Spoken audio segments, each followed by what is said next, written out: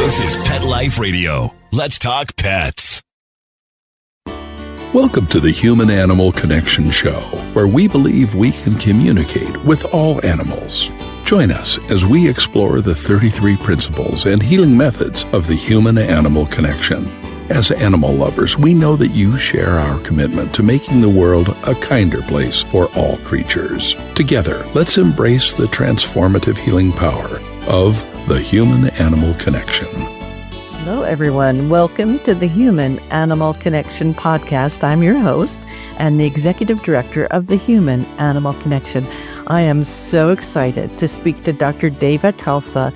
She is not only a veterinarian, but she is a holistic veterinarian. She has over 30 years of wellness practices, acupuncture, homeopathy. So she brings the best of both worlds. And I know we're going to answer some questions that a lot of our listeners have about allergies and the animals they share their lives with. This is a question that confounds many people, and many veterinarians are kind of throwing up their hands. They don't know what to do next. So I know you've got some wonderful solutions. Now, Dr. Khalsa has written several books, including this one. You can see all my notes in it, Dr. Khalsa's Natural Dog, and it's all about holistic therapies and nutrition for healthier animals. So, Dr. Khalsa, thank you so much for being our guest today. Oh, it's my absolute pleasure. We're going to have a good time, and we're going to also, your listeners are really going to learn quite a lot, because I know people are running the hamster wheel of allergies. It's constant, they're checking dog food, they're worrying about this, they're taking all these tests, and a lot of them are bogus, and then they're avoiding foods that don't make any difference and feeding foods that aren't correct. And it's not about food, it's really about the immune system, and we're going to learn a lot. So where shall I start? Let's start with the immune system. Explain how the immune system and allergies work together. Perfect. The immune system is a computer. So when you get your polio shot when you're a kid, you're good for life, because your immune system remembers that it's an enemy, right? Mm-hmm. Your immune system logs in friends and enemies, and it does it in a way that is very concrete, and it's very, very, how can I say, set up not to make mistakes, right?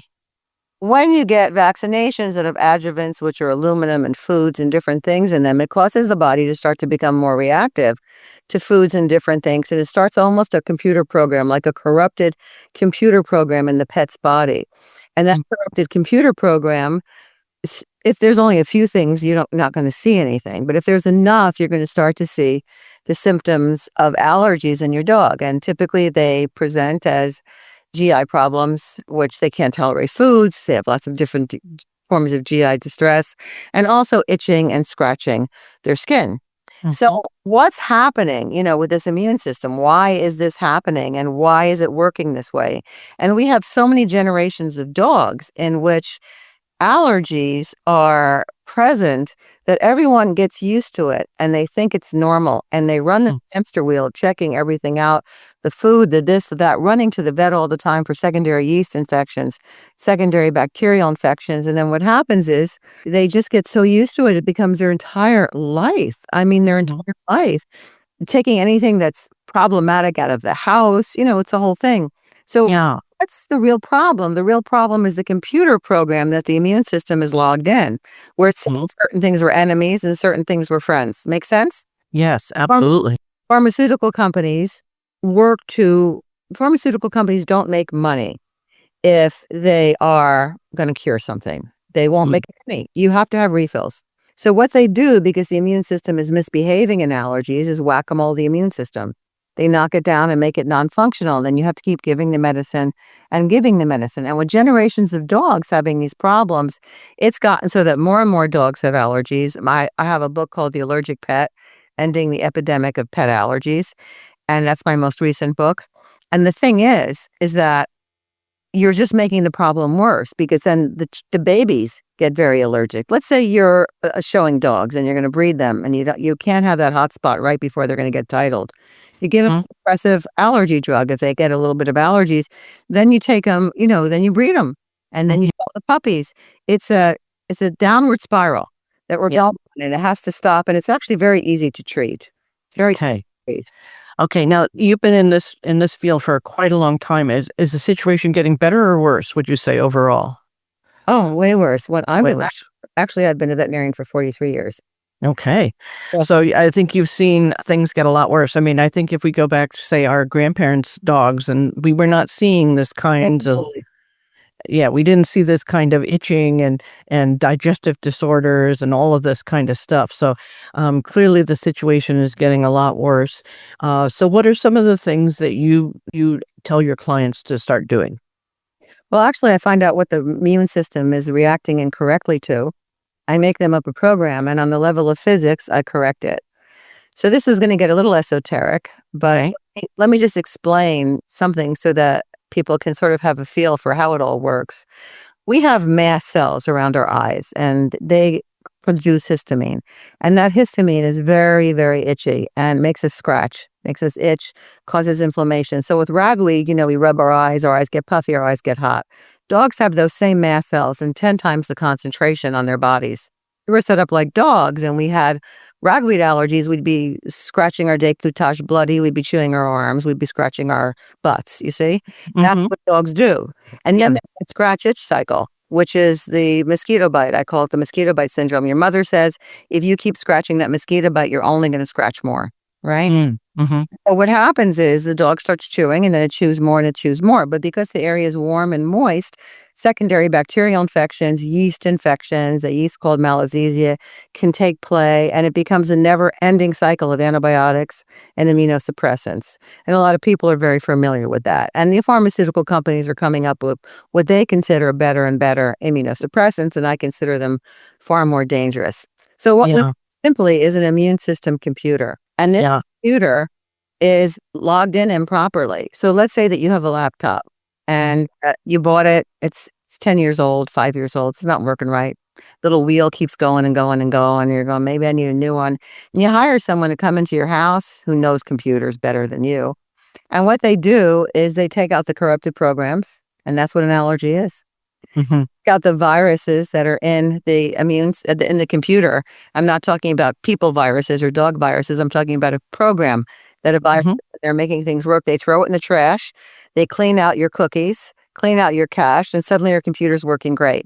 And that's what I do with allergy elimination for pets. Mm-hmm. It's something that was used on humans for many, many years. And I originally learned it as a human technique, which was called NAET. I learned it 40 years ago. It was done all over the world, all over, very successfully. I'll give you an example. There was someone in my practice who treated people, and one woman was so allergic to bees that she had to have an epinephrine shot that was so huge that would stop her heart. So they would roll the paddles in. So there she was, ready, bit by a bee at the hospital. They knew her because, people who are allergic to cats or bees are always drawn to them. And bit by a bee more than most. And they had everything ready because they knew they would have to shock her heart back into functioning. And she was treated for bees, not by me, but by a human practitioner. Had to be a few times because she was so allergic. And she got bit by a bee and sat in front of the emergency room for 5 hours and nothing happened. It really truly works. It's actually an amazing thing. And I've been doing it for 30 or 40 years. And Wow. there's actually a reason for this, which moves to the level of physics and moves off of the level of biology, which is where medicine is going now. Yeah. Yeah. Well, I think it's so fascinating. The point you made earlier, I just want to repeat it, which is the pharmaceutical industries have no incentive to cure problems. They have incentives to maintain problems so that you need to continually refill this prescription. So, this is why we're in this kind of catch-22 situation. I mean, the people living with animals, they see their animals suffering and they want to fix it right now. They want something that's going to make that symptoms disappear, and yet they may be putting themselves into a situation where it's perpetuating instead of really truly helping or really solving. While diet is not the whole issue of this, what are some of the components of diet that come into play when you're looking at allergies? Well, doctors get allergic to latex gloves commonly, and they order latex-free gloves because we snap them on all the time. And we tend to feed dogs the same food all the time, particularly allergic dogs. So in the old days, when allergies weren't as deep-seated and weren't as prevalent as they are now, what would happen is we would take the veterinarian, not knowing why, because the vaccines contain chicken embryos and bovine serum. That's beef and chicken. And the adjuvant, which an adjuvant in a vaccine works on the immune system just as if you had someone in the military getting methamphetamines before they went into battle. So it really gens it up. Yeah. It starts to react against these foods. So they put a dog on lamb, and the dog would do okay on lamb. I remember when we were kids, they would just do that kind of thing. And then 9 months later, the dog would be itching again because now it had become allergic to lamb because it was eating it every day. And you tend to become allergic or reactive to things that you are fed all the time. Yeah. Just sideline this and say that food sensitivities and food intolerances are 15 times more common than food allergies. Okay. And they are, and they're delayed reactions. This gets even better. They occur from 7 to 28 days after you feed the food. So you can chicken on the 1st of the month and go to the bank on the 14th, and the lady, without asking you, slips your dog a little treat in the back seat, through the window. At night, your dog starts itching that night. You're angry at the lady, and it's actually the chicken that you fed 2 weeks before. So the thing is that it's really confusing because you don't understand what is really causing that problem. And meanwhile, you're changing foods, running from food to food. And the minute you land on a food and you think it's good, you feed it every day because you're so happy, things are better, right? And what happens is eventually they're going to get reactive to it, either a food sensitivity, a food intolerance, or an allergy. Every single person, well, not every single person, but a lot of people, because I see a lot of allergy cases on my consultations, it feeds their dog fish oils when they're coming to me, or omega-3s, because they're hoping that the omega-3s will help. Well, someday we'll talk about how fish oils have no omega-3s. Yeah. Zero. Plus, by the time you get them, they're probably not bioavailable anyway, right? They're very short shelf life, right? Once they're open. Yeah. The reason we buy them is because they're so friable, so fragile to air and light that they're not in any of our food.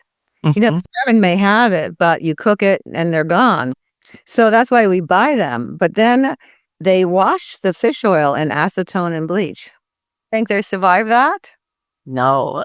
I used to make vitamins, and I would go to trade shows, and there was a bunch of Norwegian guys with 5 gallons, metal tanks of omega-3s. And so I said to them, "Are there really omega-3s in there?" And they laughed. They said, "No, I know." They said, "Yeah." Or I said, "So what happens when that drop is suspended in the air for a fraction of a second before it enters the gel cap and the gel cap closes?"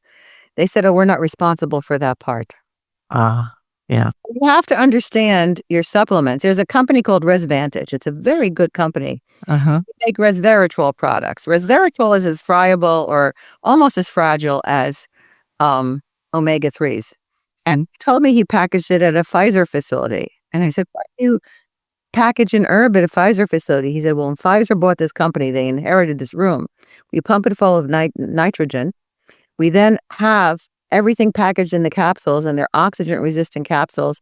And then we put them in little, pockets that you have to pop the pill out of. And so everything is surrounded in nitrogen so that this resveratrol is actually active." And you buy something that's not from his company, Resvantage, and what happens is you wind up with a product that's been exposed to the air and there's nothing left in it. Well, Some things like supplements like calcium, you can do anything to it. Okay. There's not going to be a problem, but certain things are so delicate, and omega-3s are one of them. But to get back to my point, every dog that's on omega-3 fish oil every day is allergic to fish. Yeah. If they're taking it every day. Yeah.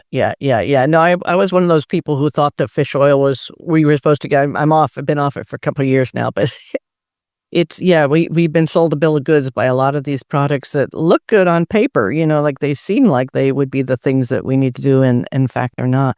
What about those sardines? Sardines are those a healthy way of getting those omega-3s? Why would they be?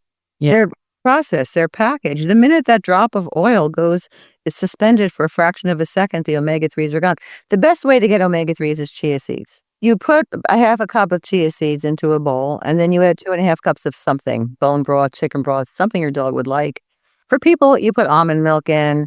You could put, yogurt, kefir, whatever, liquid, and then you cook it and put it in the fridge. Now, because it's in a liquid, it doesn't hit the oxygen. Doesn't in there. So these little cells, these little grains soften and they expand. And so they become a pudding.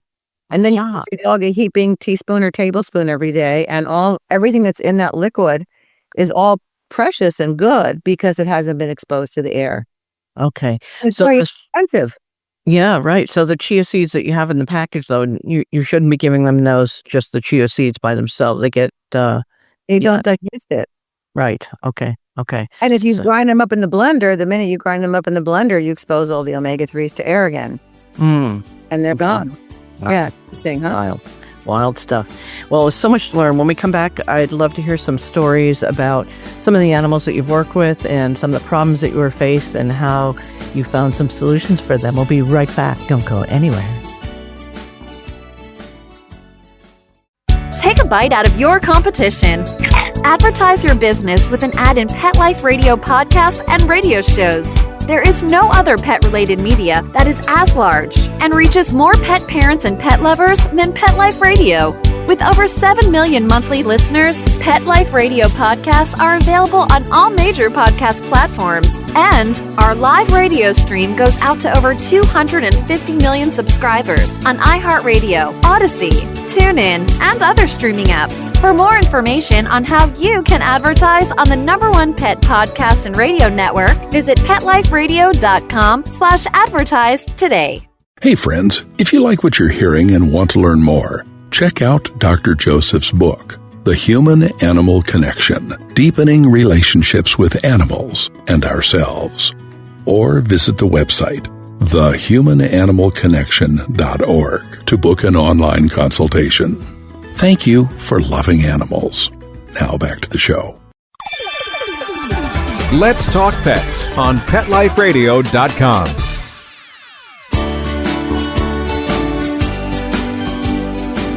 Welcome back to the Human-Animal Connection, where I'm speaking with veterinarian Dr. Deva Khalsa. She's the author of Natural Dog and several other books, and we're talking about allergies today. And I know you get a lot of patients coming to you with allergy problems that have, just haven't been able to find solutions. Walk us through a little bit about how you would begin to address, let's say, a dog coming in with a lot of scratching. Well, first of all, I take the history, and I'd look at toxins that the dog was exposed to. I'd look at the medical history and things like that. And then I would look if the dog had a secondary bacterial infection or it had anything on it, like that was this yeast called Malassezia, which is a dark yeast that causes a lot of itching too. And then after I took the case, I would move along to actually curing it. Now, there are a lot of ways that people approach allergies. The pharmaceutical industrial complex does suppression. They suppress the immune system because you can't just fix it. Because if you just fix it, you don't have a bottom line as far as, money in the company. The other is palliation, and that means you find some herb or something that will work well enough to keep the itching down, and you're constantly putting topical things on and doing all this stuff so that your dog isn't itching. And it becomes a lifelong quest. It's a normal, habitual thing every single day to keep your dog in tow. And the other is avoidance. You go around, you try to avoid everything. You read labels, you try to change foods, you do all of this. And the amusing part is that a lot of people buy a lot of supplements, searching online, great reviews, all of this. Of course, the companies are professionally doing this. And then they're feeding their dog some sort of over-the-counter thing to stop the allergies. And the dog is allergic to it or becomes allergic to it because he's getting it every day. See what I mean? All right. Yeah. So the thing is that an allergy is a misprogrammed immune system.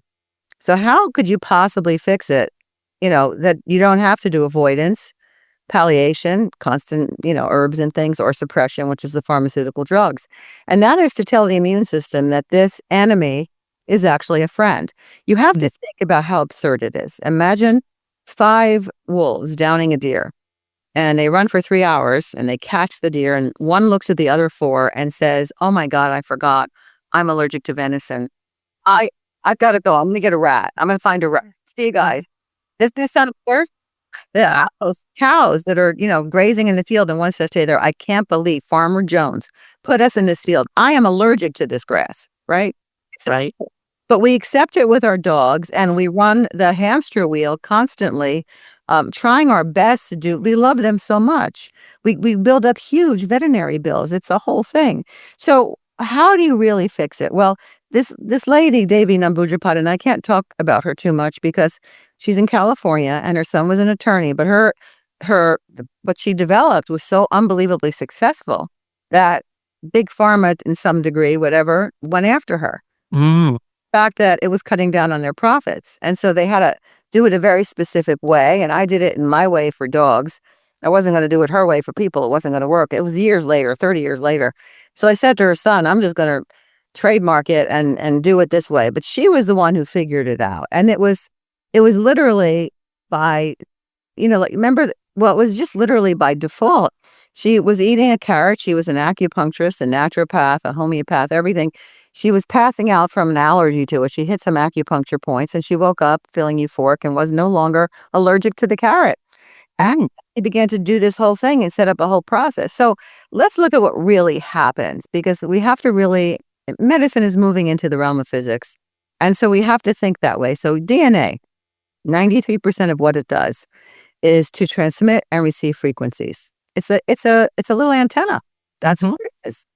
And that information gives you or your pet better survival chances. That's what the point is. So how does a homeopathic remedy work? A homeopathic remedy has an energetic resonance. And after the sixth dilution of 6C, there's no molecule of the substance left in it, according to Gajo's number. There's nothing left. So how does it work? How does a baby who has 104 fever, who suddenly gets the correct remedy, have his fever go down in 10 minutes, becomes totally normal, runs around, it never happens again? Kids, okay. It's because that homeopathic remedy has a resonance. It has a vibrational frequency and the DNA picks it up. It's sort of like you have a big problem with your son, let's say, and you don't know what to do. And you talk to 20 girlfriends, they all give you advice, but the 20th one gives you the exact correct advice. And you go, oh, I'll try that. You try it and the problem's over. That's what correct homeopathic remedy does. Now, in the beginning, I used homeopathy mostly for allergies. I'm versed in 12 different modalities, at least, prolotherapy, Chinese herbology, on and on and on. And homeopathy worked beautifully. I actually lectured at my alma mater, the University of Pennsylvania, on it. And it was great. And I had beginner poker luck when I started it, when I got out of school. Because I went to medical school. I refused because I wanted to be a vet. I waited a year to be a vet, and I worked in the medical and veterinary school. And I studied homeopathy, on certain nights a week, because Philadelphia is a big homeopathic town. Oh. When I got out of school, I knew homeopathy. And I figured, the reason I did it was I figured if I didn't get into vet school and I had to be a doctor, I'd be a holistic doctor. And so I was really studying with the medical people. But then I began to transfer it into the animal kingdom. And then I studied all over the world, homeopathy. I studied in India with Dr. McLeod and George Day. I studied in Brazil. I studied in India, all over. And I became awfully good. And so it was very easy. But as we have generations and generations of suppressive therapies going on with our dogs, what happens is homeopathy wasn't working so well. It was sort of like poured a cup of bleach into a dirty pond. It looked nice and clean there. And you said, ooh, ooh. And then it just came back. The dirt came back. Where before you poured that same cup of bleach and the whole pond cleared out. I learned this something called an AAT, which was phenomenal. And what happened was I began using it and it was an absolute miracle. You basically take the allergic person or the allergic pet and you turn them into the not allergic pet. You're just not allergic to it. It's amazing. But what you're doing is you're working on energetic frequencies. You're talking to the DNA, which is really the computer system. It's really what runs the whole thing. Think of it as an antenna. Think of it as, following what I'm saying. And you're correcting the whole program. And it's so beautiful and it's so easy. I had someone yesterday who called me, her 1.5-year-old dog she was from Florida, had rashes and itching, and she wanted to do the allergy elimination for pets. But she had contacted me before that in 2018 or 17 for her other dog who had allergies. She contacted me when that dog was about 3. And she had contacted me almost a decade before that for a dog who no longer was with us, who had terrible allergies. And she had spent years going to the vet, trying everything, putting him on everything. The whole history, these histories are so sad. People care so much. Yeah. I treated the dog and everything cleared up on the dog and it lived to a ripe old life without ripe old age, without any allergies. So second dog, she came when he was 3. Because when he was like 2, and the third dog, it was like, we're going there. Because it is just the place to go to because it works so well. Yeah. Allergies, basically, when you look at the common denominator, are a misbehaving immune system. Everything in your body is run by your DNA.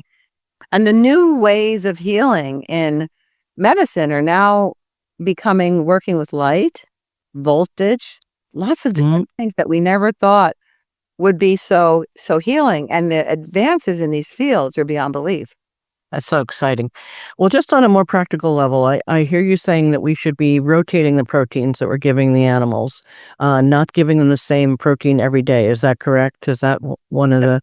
That's a better way to do it, yeah. Yeah. Okay, great. And what are some of the other suggestions that people can do? I know you do consultations, people can get in touch with you, but what can they do right now? What are some of the things that they should stop doing or they can begin doing if they're dealing with some of these issues?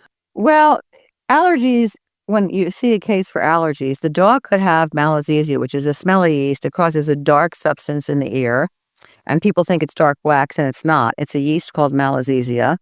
And it loves oil. It loves fat. It's not candida. It doesn't love carbs. So a lot of people put their dogs on a no-carb diet because some veterinarian cut and pasted candida into malassezia, but they're completely different yeasts. One is white, one is black. One likes carbs, one hates carbs, likes oil. So you have to make sure that there's not stuff on your dog's skin that's increasing the itching. A lot of times we have these very nice enzymatic shampoos that can work well to remove yeast from your dog's skin. You have to make sure that the ears are clear and free of infection because a dog's ear is very deep. And people think when it comes up the drain and comes so far up that your flashlight can see that stuff in the drain, that's when they have the ear infection.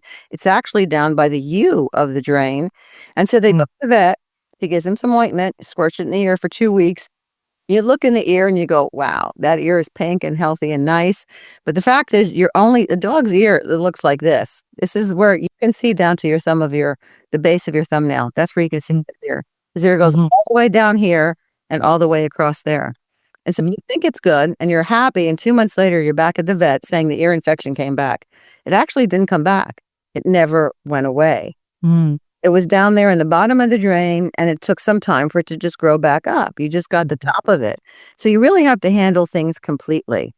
Now, you can put your animal on a novel protein, but I have found that most dogs and cats are not allergic to one thing. They're not allergic to just beef or just chicken. Their allergies have expanded and developed over time. So, they could be allergic to B vitamins, which are in everything, because there's brewer's yeast in those, in the vaccines. And they can be allergic to, fish if they're getting fish oil all the time. They can be allergic to the supplements that they're giving on the counter to fix the allergies.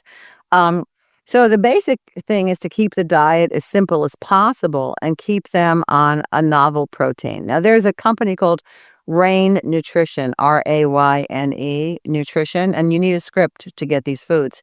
But they'll have rabbit and they'll have crocodile. I don't know how I could buy that. And they'll have kangaroo. I don't know how I could buy that. But the thing is, those are novel proteins for dogs that are having problems. There are many different tests online that people can take, and the vast majority, except for one, which only tests for food sensitivities and intolerance and does not test for food allergies. And that's a veterinarian who does that test. But she's testing IgM and IgA. But they're completely inadequate. So thinking that you can take one of these tests and change the foods, they're actually so bogus. People have always done them. It's very common. And they're so convinced now that they look at this piece of paper that their dog is reacting to these things, that it's embedded in their mind. So I have to tell them, you need to photocopy that test that you got. And then you need to stand in front of the toilet with the scissors. And I want you to cut it up into really little pieces and put it in there and flush it.